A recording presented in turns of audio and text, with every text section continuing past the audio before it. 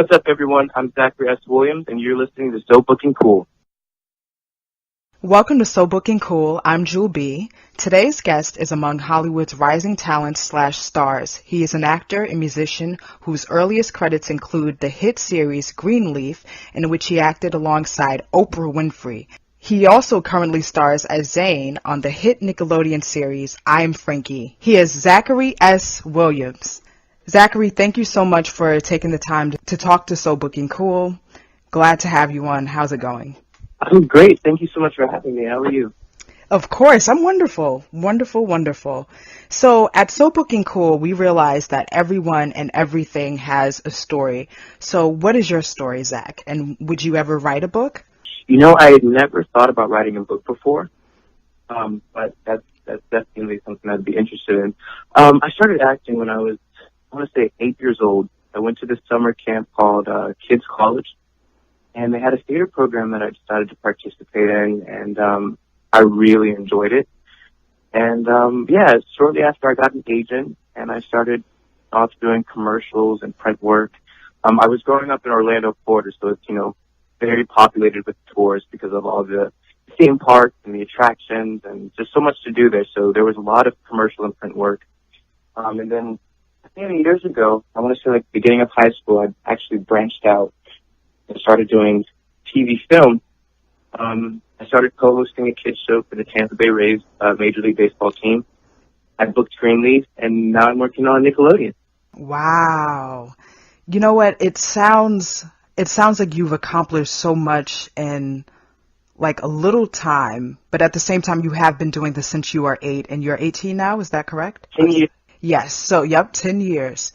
So did you know early on that acting was something that you wanted to do? Because I also read somewhere that you wanted to be a bus driver. Yes. At first, acting was just a hobby. It was something, like I said, I did it over summer camp, something I would do after school, until my parents got off of work. But yes, when I was in the 2nd grade, my bus driver and we were really close. And I was always fascinated with transportation. So I think I just started asking her questions, how wide, should you make a right turn? What do the buttons do? Stuff like that. And, I was really interested in becoming a school bus driver. But it wasn't until, I want to say, freshman year of high school, when, you get into high school and classes get harder and guidance counselors start talking to you about, what you want to do for a career. And I was like, well, I don't really have much experience in anything else besides acting. So I was like, you know what, I'm going to go for acting full time. And that's what I've been doing ever since. What are just some of the basic things that goes into pursuing the career of an actor? There's a lot. You have to, you don't have to, but, what kind of helps is taking acting classes, going to workshops, getting headshots, meeting with different types of agents, managers, just really networking. And nowadays, social media is becoming a huge part of that. So there's a whole bunch of different things that, I like reading acting books. Respect for Acting by Uta Hagen is one of my favorite books. But yeah, just exposing yourself to different types of films and TV and books, just staying educated about the craft. And I read also that some of your acting influences include Denzel Washington, as well as Lamman Rucker and Idris Elba. So what is it that when you see somebody acting on the screen or you've seen their work and it resonates you and inspires you, like what does it? Well, specifically with those 3 actors you named, they're black. And I'm a black actor who's young. And for me, looking up to them, it's a lot of inspiration and it's a lot of motivation. I see successful black actors who have been doing this for a very long time. And hopefully this isn't my end, I'm just getting started. So seeing them is the constant reminder of where I want to be in life, what I want to accomplish. Absolutely. And speaking of you just getting started, and, as we've established before, you seem like you're on an excellent track already and already doing really big things. What was it like working alongside Oprah on Greenleaf? It was the most amazing experience I probably ever could have had. She was so humble and kind and was just personable. She had a conversation with everyone in the room. There was no, it wasn't like we were on two different levels, if that makes sense. We were all human beings, all there to make a show. It was great, I was able to witness, the way she works, which was kind of a great learning experience, watching someone who has so many, credits and experience on set and just seeing the way she gets into character or, processing the script like in person. It was just really great to witness. Wow. And what was it that you took from being on Greenleaf that you took with you to I Am Frankie? I learned how to work with, let's see how to put this. I was 16 at the time. And, directors, producers, crew, everyone on set, they're older, they're adults. So I think that was the first time I had to voice my thoughts and expressions and stuff, without my mom being like the middleman. So it was a step up for me, basically having my own voice. And I think having that experience definitely prepared me for I Am Frankie, because at this point I was 18, legally an adult. I didn't have to have my parents on set, so I went to set by myself.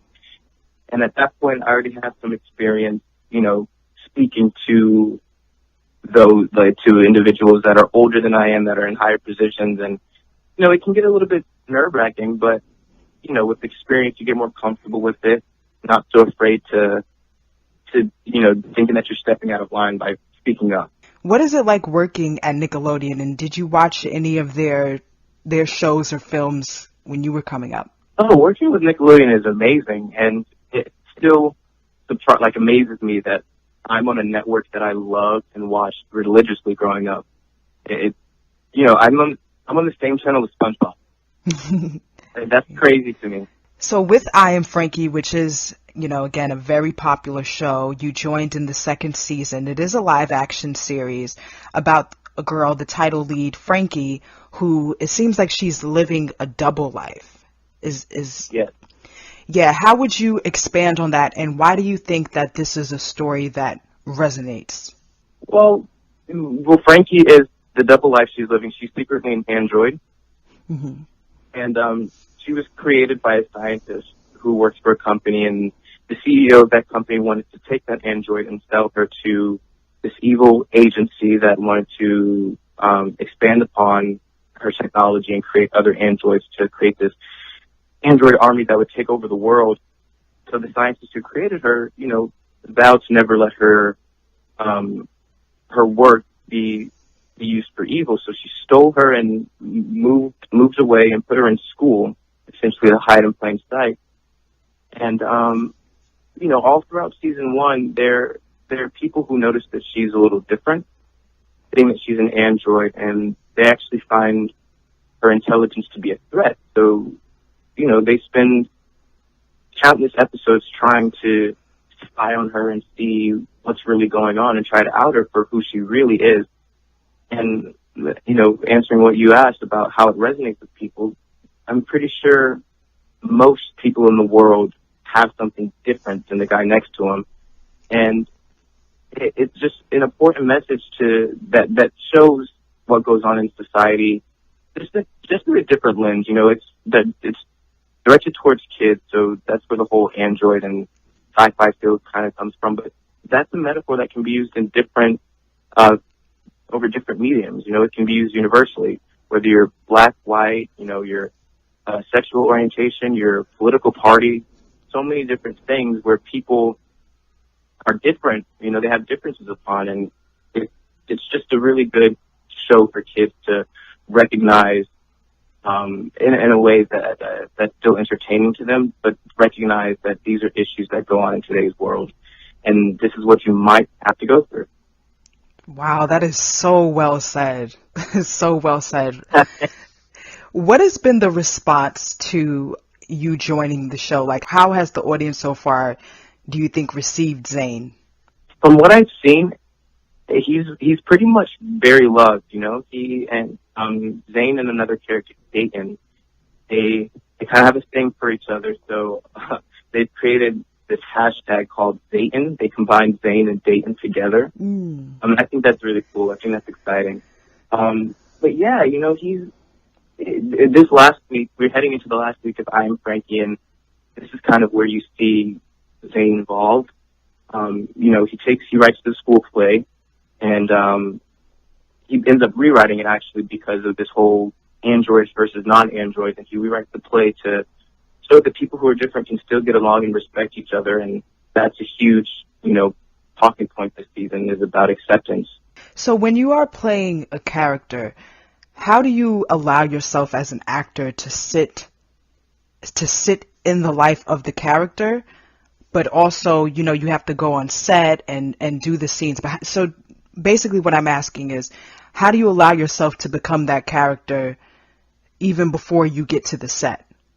Or is it only when you get on set that happens? You know, for me, Zane and I are very similar. But he's a lot more outgoing and energetic and passionate than I am. So it's definitely a push. But I think, you know, once you get into wardrobe and you walk and you have rehearsal and I think for me, it just kind of gradually comes on. And, you know, when you get to, after your camera rehearsal and you get to, you know, pictures up and they say action, it just kind of, you know, happens, you know. I think being in the moment also helps, you know. Also, you know, just preparation. We had, I think, an acting class or like an acting lesson with our on-set acting coach, Kia Taylor, about once a week. So it was always just really good to bounce ideas off of someone and kind of really find a voice for who your character really is. That's very interesting. Is that something that's gradual, finding the voice of who your character really is? Oh, definitely. Definitely. I think, and especially for me, because I was new to the season. The first 2 weeks of pre-production, I was in an acting lesson every day, for about an hour. And what do they typically teach you in these acting classes? Well, on the show or just in general? Yeah, on the show and as well in general. So on the show, it's a little more tailored to, more specific to who your character is and why they would stay aligned this way. And also how your character kind of fits into the big puzzle of everything. And then also, because I was joining in on season 2, there's a whole season ahead of me. So it was also a lot of understanding the relationship other characters have with each other. And again, how you fit into that. But as far as acting classes go, what I take at home is a scene study class, which is pretty much teaching you how to study a scene, pretty much, but you look at the dialogue between characters and you come up with backstories. You come up with, you know, reason or meaning behind different words and lines, and you just try to create a life of its own through the script. Okay, wow, it all sounds very interesting. Is it true that you would like to start, Zach, an organization that involves children becoming more involved and exposed to the arts? Yes, I would love to do that one day. I think arts in general is just an important deal that I think more people need to experience, and the younger the better, you know. I think the younger you are, the more excited you would be to try new things.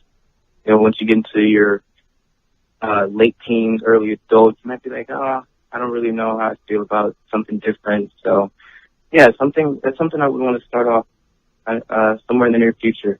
Wow, that's wonderful.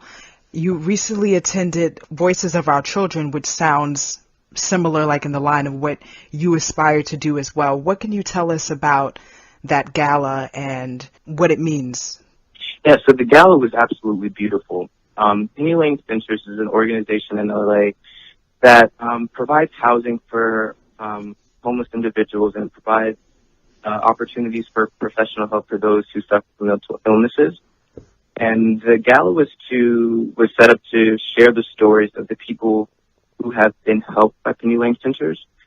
And it really was really a nice event. And I think for me, it gave me an idea of what I want to do with an organization, because it helps people, but not just any types of people, but it helps the children, it helps families. And I think that's really important, and the world needs more of that. And so it really gave me some inspiration to hopefully one day, partner again with Penny Lane Centers, or, start my own organization. Mm-hmm. Anything that you've learned from other organizations that you have come across or learned about that you would apply to yours?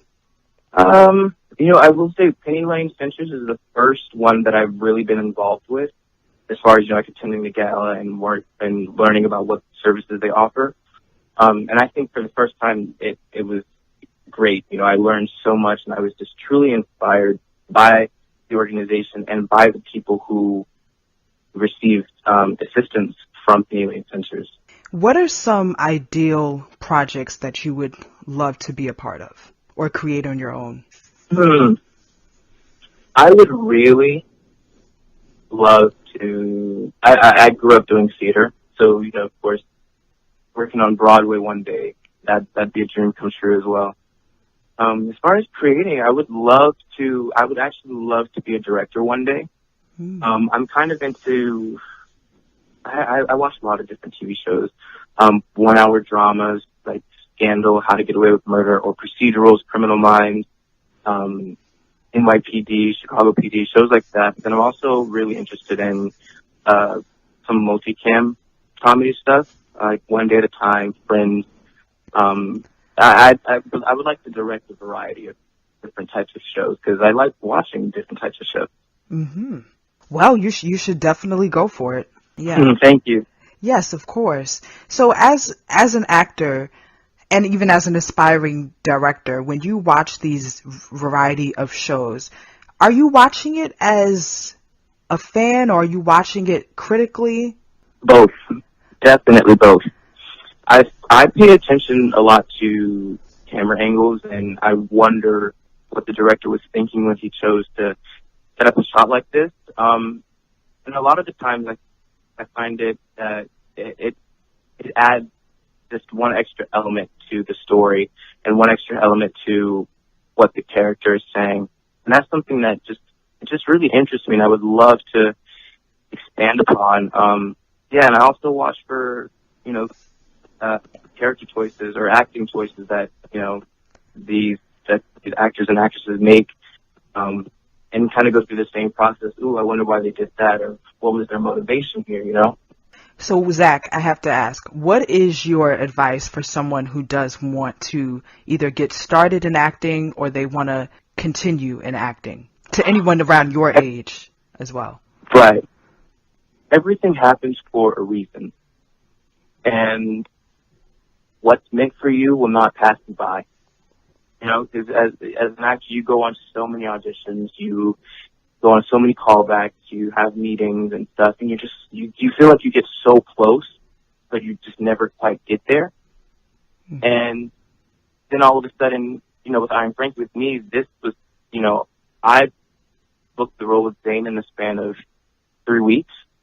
And when I found out that I booked it, I moved to Miami in 2 days. And so that goes to show you, when I say what's meant for you will not pass you by, because even though production was so close to starting, this opportunity came into my life, and I was, it immediately changed. And I always welcome my guests to give any final thoughts that they might have, anything that they just like to get off of their chest. Zach, is there any additional thoughts that you might have?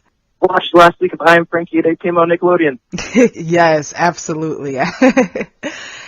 And Zach, how can people keep up with you? They can keep up with me by following me on social media. My Instagram is Zachary S. Williams, and my Twitter is Zach S. Williams.